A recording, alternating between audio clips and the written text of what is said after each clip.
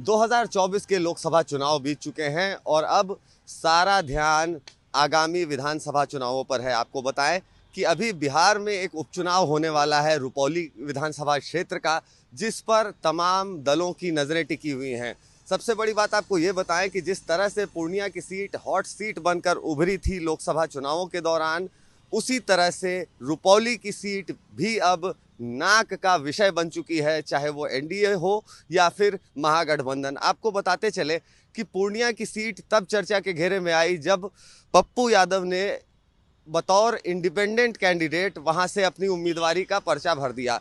कारण ये था कि उन्होंने अपनी पार्टी जन अधिकार पार्टी का विलय तो कांग्रेस में कर दिया, इस उम्मीद में कि उन्हें पूर्णिया से टिकट मिल जाएगा कांग्रेस की तरफ से। लेकिन यहाँ एक बड़ा खेल कर दिया राष्ट्रीय जनता दल ने, जिसने कि एक तरफा टिकट का सिंबल आप कह सकते हैं, उस सीट का सिंबल थमा दिया बीमा भारती को, और यहाँ से जो पेच था वो फंसता चला गया। सबसे बड़ी बात आपको ये बताएं कि जब मतदान हो गया, काउंटिंग हो गई और उसके बाद पप्पू यादव जीतकर सामने आए और उन्होंने अपना जलवा कायम रखा, वहीं बीमा भारती को सेकंड नहीं बल्कि थर्ड रैंक आया वोटों के मामले में। और अब सबसे बड़ी बात यह है कि राष्ट्रीय जनता दल ने फिर से एक बार बीमा भारती पर ही भरोसा दिखाया है और उन्हें चुनाव चिन्ह दे दिया है रुपौली से। सबसे बड़ी बात यह कि सबसे पहले पप्पू यादव से बात करते हुए समर्थन मांगने की कोशिश की है बीमा भारती ने, और एक तरह से माना यह जा रहा है कि चूंकि कांग्रेस समर्थित